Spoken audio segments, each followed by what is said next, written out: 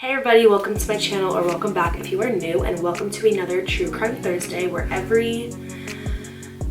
not even gonna say every single because I've been having a hard time with consistency, but most Thursdays I come on here, I do a little thing where I tell a story about true crime or murder mystery and I do my makeup at the same time. Now since it is the month of October, I figured I would spice things up a little bit and I would do a Little Red Riding Hood look that I created about 2 years ago, I want to say, where, well, you'll just see. If you would like to tune into today's case about Emma Walker, then just keep on watching. So I hope we appreciate the fall background. I think it's pretty cool. I don't even know if you can see it. Honestly, I've been having a really hard time figuring out where I want to put my setup because my walls are super slanted like this, so it's not straight like this. So if I have a background, there's always something in the way. There's an ugly outlet over there. On the other side, the AC and heating system is attached to my wall. Do you care? Probably not. Today's case we are going to be talking about is the case of Emma Walker. Emma Walker was born on March 20th, 2000 in Knoxville, Tennessee. She was born to parents Mark and Jill Walker, and she also had a brother named Evan Walker. Emma was described as being very sweet, kind, friendly, passionate. People kind of gravitated towards her. She always had a smile on her face, just like in the previous case with Alexis. Just a very kind, warm, down-to-earth person that was very lovable, and people just kind of gravitated towards her energy. She was also described as being a natural-born leader, and it's kind of funny because in high school she was on the cheering team and she was, you know, beautiful and blonde, so people kind of always stereotyped her as that, like, you know, cheerleader blonde girl. And then once they got to meet her, they actually found out that she was very sweet, very down to earth, and just a really good overall well-rounded individual. I wanted to be a neonatal nurse, and if you don't know what that is, it's basically a nurse who works in the intensive care unit with infants and newborns. Aubrey, when she was born, because the birth was so traumatic for me and her, she actually had to go in ICU for quite a few days. And if I could just say one thing, the women in that unit are incredible. Like, if you're a neonatal nurse, if you are working with infants in the ICU unit, you are just a very incredible, well-rounded, amazing person that's like very empathetic and just wants to help people. So I feel like because she wanted to be a neonatal nurse, that this kind of embodies who she was, not only as a human, but what she wanted to do in the world. She liked to volunteer. She also got amazing grades. She actually made honors a lot of times because her grades were just that amazing. And in high school, when she originally had tried out for the cheerleading team as a freshman, she was the only freshman to make the varsity cheerleading team. So that just kind of shows how dedicated she was and passionate about her extracurricular activities. She attended Central High School in Knoxville, Tennessee, and she also held down a part-time job while cheering, while doing competitive dance, while maintaining amazing grades and making honors and things like that. So you could just tell that she was a very well-rounded, good girl. Emma made friends extremely easily, and her personality was also described as being like kind of goofy and silly. She liked to make people laugh, and it's funny because when I watch a couple of videos of her, she kind of reminds me of myself, not in high school because I didn't talk to anybody, but she was like, just now, I would say, really reminds me a lot about myself. Just always like wanting to have a smile on people's faces and wanting to make them laugh and feel comfortable. When Emma was a sophomore in high school, she ended up meeting a boy named Riley. Riley was a star wide receiver on the football team. He was a churchgoer. Friends described him as, although having kind of like that jock persona, he actually was kind of nerdy, kind of like, you know, quiet, wasn't really that type to be like the typical stereotypical jock that you would see in high school. They described him as like an all-American boy. Emma developed a pretty big crush on Riley pretty quickly. I mean, we all know how that is when we're in high school and we see a boy that we like. It's also easier, I feel like, for cheerleaders and football players to kind of come together and be in relationships, just because you have things that are in common and you spend a lot more time together when you're on, you know, a sports team in high school. However, Riley was actually in a relationship at the time where Emma developed this crush. But he ended up eventually breaking up with his girlfriend and ended up asking Emma to be his girlfriend, and they ended up being together. It was like that fairy tale football meets cheerleader, you know, cheerleader meets wide receiver type couple, and everybody from the outside looking in thought that they were a pretty good couple and that they looked really cute together. Now, Emma's parents didn't get the absolute best feel from Riley. For an example, he actually ended up going to his prom, but he ended up taking his ex-girlfriend because I guess before, you know, they had broken up and he had ended up asking Emma out. He had promised her that he would still be fulfilling his promise to take her to prom. However, Emma's parents did not like this at all. They felt like he wasn't prioritizing her and that he was kind of choosing sides and picking somebody over her, that he just really wasn't taking Emma seriously or their relationship, which I can absolutely understand. Emma was also very sweet and caring and empathetic, and they just didn't really want anybody taking advantage of her kindness for weakness and treating her badly because of it. Created a lot of tension within the house. Emma's parents really didn't want her to be with him. They were kind of advising against it, but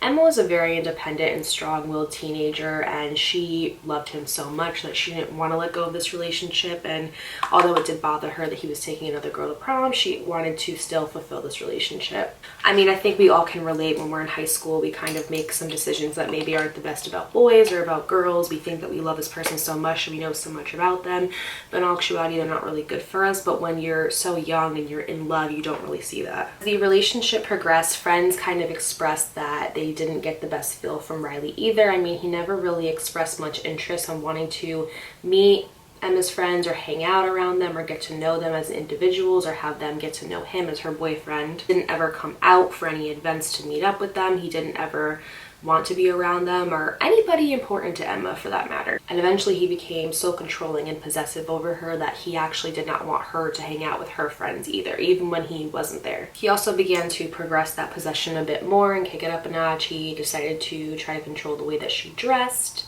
where she went, how much time she spent when she was out with her friends, or if he even approved of her hanging out with her friends. If she did end up going out with her friends, even if it was just something as simple as going to dinner or going to a game, he ended up blowing up her phone constantly with threatening text messages and calls.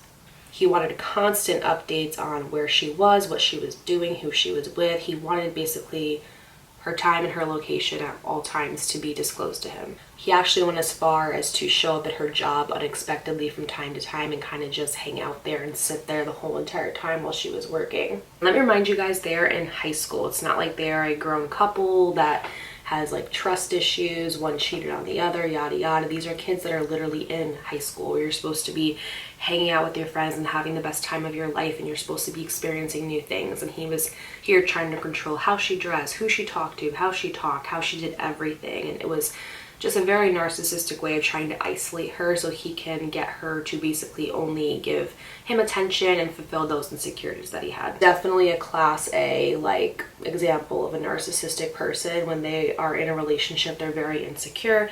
They want all of your time to be with them. They want all of the attention. If you put attention on anybody else, including friends, they get very offended and very threatened. And so they try to, go for people that they can maybe manipulate or persuade into giving them their way, basically. In my opinion, because Emma was just so sweet and she was so empathetic and she had such love for this boy, and he knew that, I think he kind of used that to his advantage most of the time. The relationship began to go even more downhill. The couple would often break up and make up pretty regularly. They were constantly on and off. They would possess a lot of aggressive and narcissistic behavior during these breakups, like sending Emma a lot of threatening texts, calling her 24/7, blowing up her phone, not really ever giving her any peace of mind to think or just be present in the moment. He would send her very threatening texts, telling him that he was going to kill himself and he was going to hurt himself in some way if she didn't speak to him. And Emma's parents became very, very concerned quickly, not only for their daughter's safety, but for her overall well-being. So in efforts to get Emma away from Riley, her parents actually told her that she was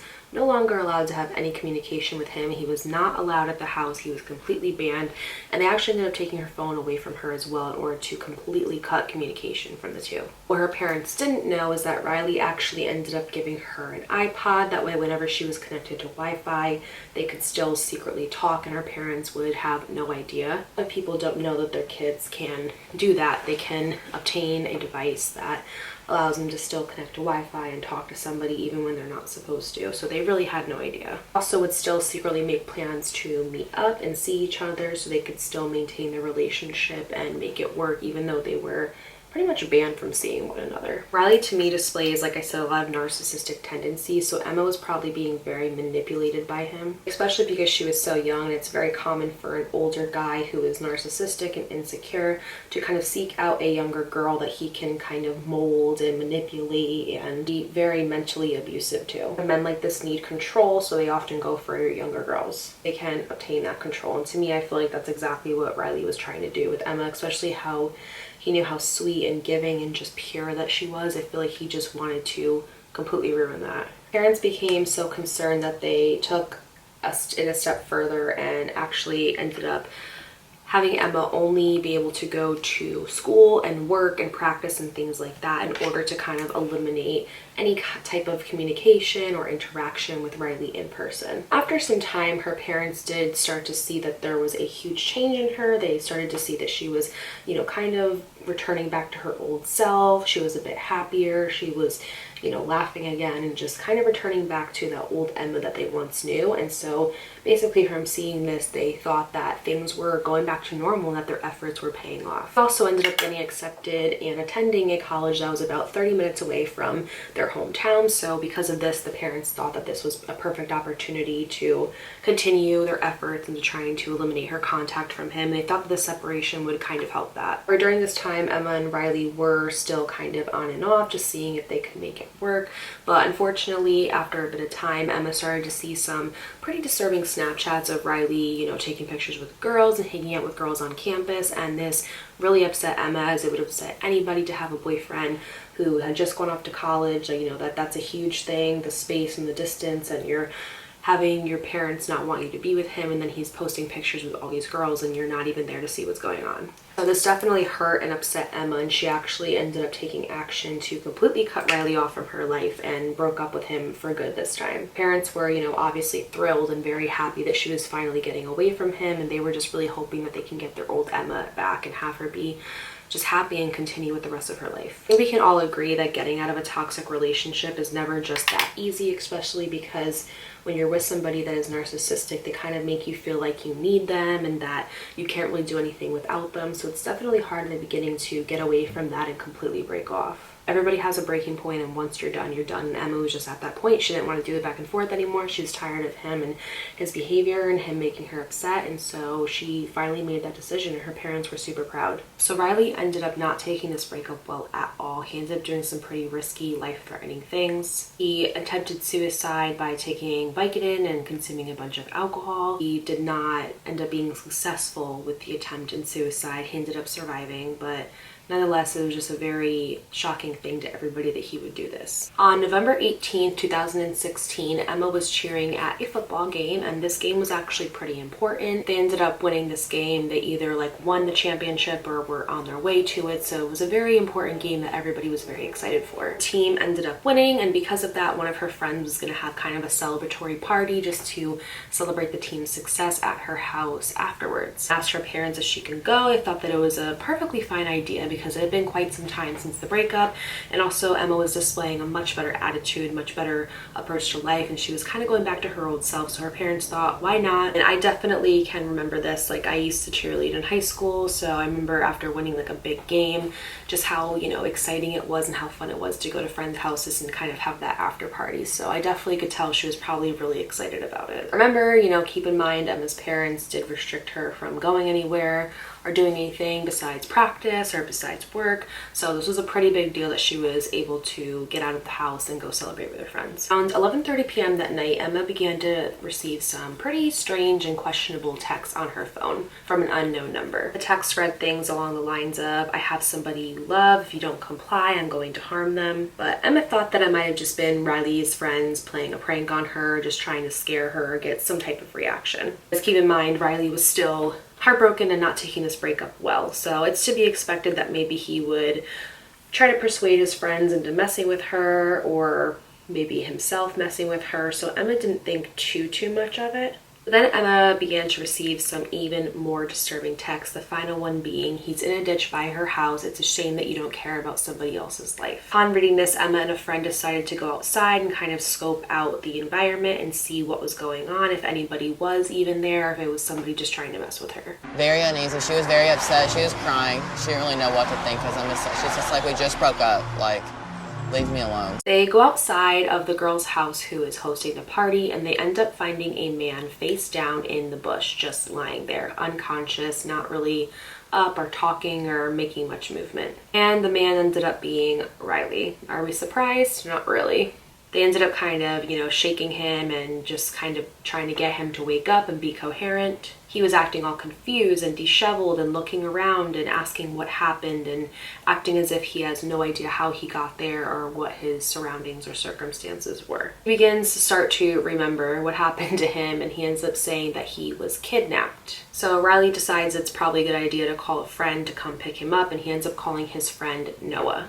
As Noah picked Riley up, he ended up disclosing to him that he was completely knocked out by a number of people who kidnapped him and threw him in a van, and that he had no idea how he ended up in the bushes at this girl's house where Emma was at. And of course, it's like, why of all places would people who are kidnapping you going to decide to dump your body at a random girl's house that just so happens to be the location of your ex-girlfriend that you are desperately trying to still be in connection with? He basically told me that these people knocked him out, took his car, and threw him in a van. His friend Noah totally did not buy it and did not believe him, but he did encourage him to go file a police report, and he ended up telling him that there was no way that he was filing one, which, if you were supposedly kidnapped and traumatized like this, why wouldn't you want to file a police report? A few days later, Emma was actually home alone, and she was getting ready to meet her mom somewhere, and she started to hear a very loud banging noise coming from the front door. Now, keep in mind, she was home alone. She was going to meet her mom somewhere, and she was absolutely not expecting anybody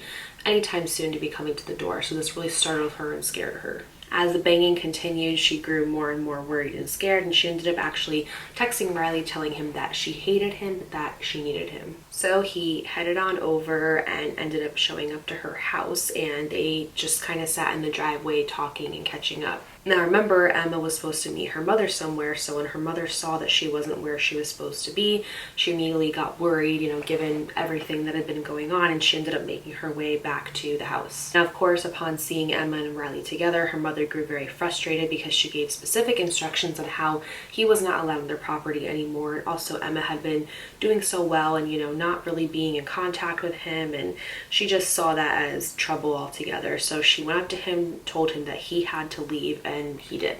After the events of this crazy weekend, it left Emma kind of feeling anxious and very unsettled, as I think it would leave anybody who went through something like this. There was a craziness of the kidnapping and somebody banging at her door, and then Riley coming to her house, and it was all just very unsettling and overwhelming for her.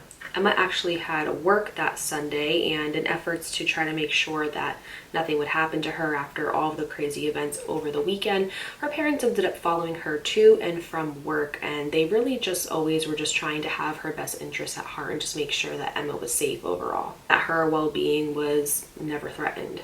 After work, her and her father had gone to Sonic together to get some ice cream and just really spend some quality time together. Her father also noted that during this time, he noticed that Emma was kind of calming down and returning back to her normal self. She was laughing, she was enjoying the time together.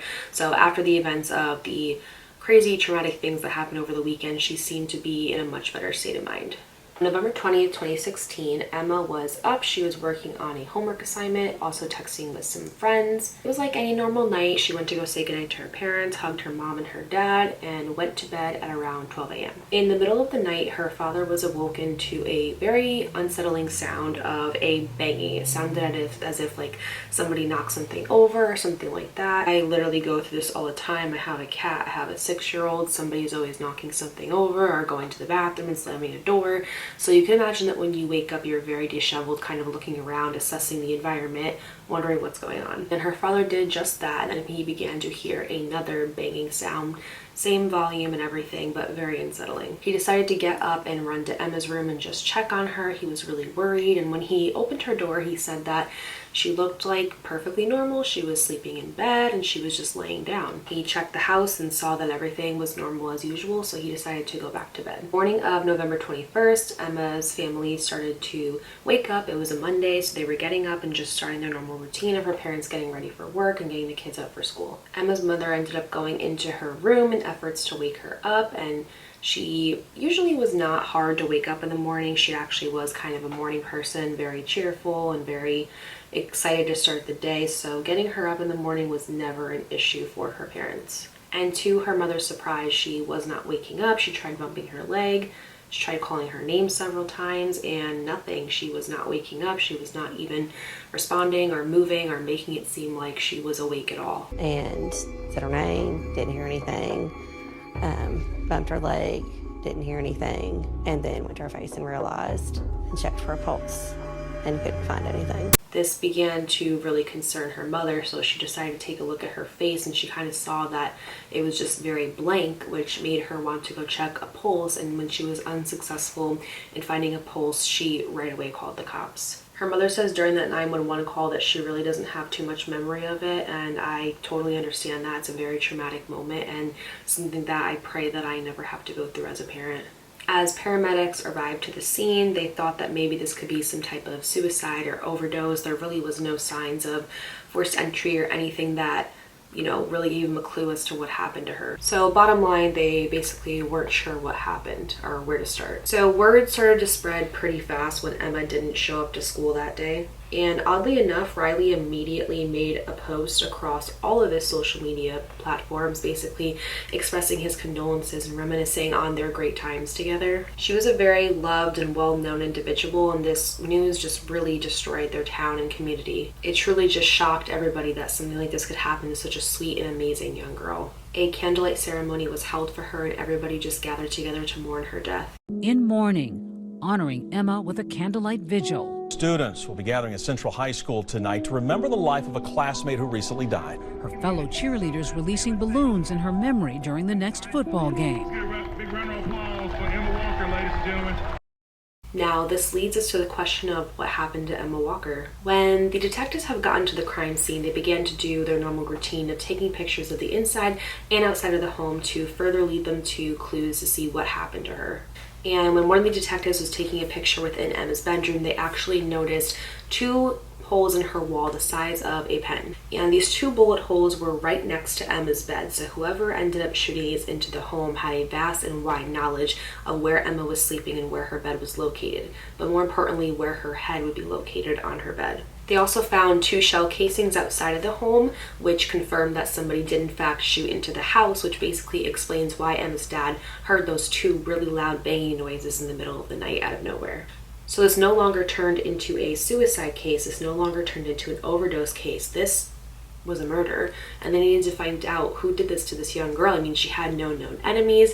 She was very loved, very popular, and the community just was really going around wondering what happened to her, looking for answers. So suicide was completely ruled out, as was overdose, and after a full autopsy was performed, it was confirmed that her cause of death was 2 bullet shots to the head. So detectives basically ended up going around asking her friends, asking family, asking people who knew her if she had any type of enemies or anybody that would have wanted to harm her or wish her ill will, and Riley's name kept popping up. Detectives immediately brought Riley in for questioning, asking him things like where he was the night of Emma's murder, his relationship with Emma, and things that would entail to any information they could piece together to see what really happened to her. Now, there was a lot of strange behavior during the interviews and investigations with Riley. He kept referring to Emma as the girl, wouldn't actually reference her by name, even though they clearly had a pretty well-established relationship for quite some time. He also wasn't really showing that much emotion, which you'd think that if your ex-girlfriend that you were so in love with just was murdered, that you'd be kind of distressed, disheveled, something empathetic, but he displayed none of those emotions during this investigation and interviewing process. I was crying, and I was trying to get her to reason with me on being back together with me. And she just kept saying no. She said she didn't care about the relationship anymore. She said, "You need to stop, you're crazy, you need to get a life." Hung up the phone, blocked me. Serious trouble. Am I a suspect in her passing? Should you be? I just feel like I'm being badgered with a question. I hope to God I'm not a suspect in her death. Did I say you were? I hope you don't think it, because I wouldn't hurt that girl. Did you shoot into Emma's house?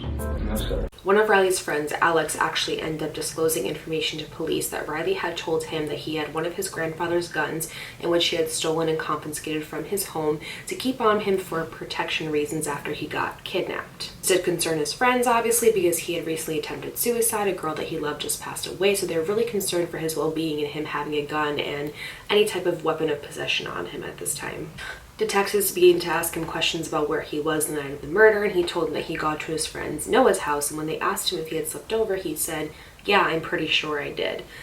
The detectives then asked him, "You're pretty sure you did or you did?" And he said, "Actually, yes, I did." That Noah's when you get there. It was just me and him, and then I think it was just me and him all night. I don't remember anybody else showing up. And you said you spent the night? I'm pretty sure I did, yes. Actually, yes, I'm positive I did. I did spend the night. You can't remember if you spent the night at Noah's or stayed at your grandparents'? That was very suspicious, because how do you not know if you slept over your friend's house or not, or if you slept at your grandparents'? You would have to know the answer to that. When they asked him if he had spoken to Emma the night, he discloses to them that he attempted to reach out to her numerous times, but then eventually she ended up just kind of telling him that he needed to get a life and he needed to leave her alone, and then she ended up blocking him, allegedly, according to him. He states before this happened, though, that apparently she had told him that the only way that she would end up even considering talking to him is if he helped her with a research paper. He says that after she blocked him, that he attempted to call her from one of his friend's phones on campus, because remember at this time he was attending a college about 30 minutes away from where they lived. When he was unsuccessful at reaching her, he said that he was so upset about this that he ended up driving to his grandparents' house and arrived at about 12:35 a.m. and hanging out there for about 30 minutes, and then went back to his dorm room around 1:15. He says that he then had a mental breakdown. He was spending his time looking at videos and pictures of them and reading old text messages and just sitting in his car and crying. Now, at this time, police begin to question him about this gun that he has in his possession. They ask him where he got it, where it is right now, what he was doing with it, and things like that. He tells them that there is no gun, he has no idea where it is, and that he actually never ended up doing that.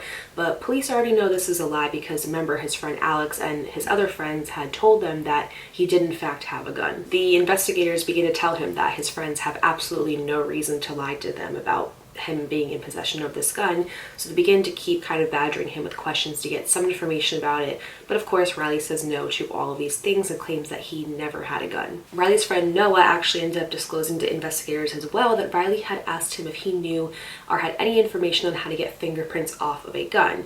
Noah obviously said no, absolutely not, and was curious as to why Riley was asking him these absurd questions, which Riley replied to him that his roommate needed to know, and so that's why he was asking him. Riley ended up leaving investigation after being questioned for over 2 hours, and ended up texting his friends asking why they did shut him to police, which his friends told him, if you have nothing to worry about, if you didn't do anything, then why are you so concerned? Riley ended up disclosing to them that apparently he returned the gun back to his grandparents' place and that he was no longer in possession of it. However, when Riley's mother ended up questioning him about this gun, he told her that he never had it and it was never in his possession at all. Friends became very suspicious and saw that obviously if he's lying to police, he's lying to his mother, that he probably had something to do with this, because if not, then why is his behavior so sketchy? He also told his friends to no longer speak to police because he actually did still have the gun and he needed to figure out what to do in order to get rid of it, and that he actually wanted them to tell police that they were tripping drugs and that they meant absolutely nothing within their statements. He told them that he did not want to get locked up for something that he didn't do and that he really needed their support during this time. During this time that Alex and Noah actually decided they were secretly going to work with police because they were pretty confident that Riley had something to do with Emma's murder and they wanted justice for this girl. So Alex and Noah were in very close contact with the police, and they actually decided to put a little hidden camera in one of their key fobs. The camera was right on the tip of the key fob. I'm gonna set it down, pointing right at the couch. Alex and Noah ended up going to Riley's one night. They were going over to just kind of eat food, chill, play games, video games, things like that, stuff that boys do. And while they're there, they're just making small talk, and one of his friends ends up bringing up that he is really sorry to Riley about Emma and his loss and that he feels so bad for him. And Riley ends up telling him that he wants to be sad but that he can't because he's too worried about going to jail about something that he did not do for a crime that he did not commit. Riley ends up perfusively repeating that he needs to get rid of the gun and that he needs their help. His friends ask him if he had nothing to do with it, why does he need to hide the gun? And Riley just keeps saying that he needs to get rid of it, it just needs to be over with. Like, with my life, because I mean, this is 70 years in jail if I get convicted of something I didn't do. Why can't you just give him the gun? It just needs to be gone. For whatever reason, it just needs to be gone. You guys don't have to come with me if you don't want to.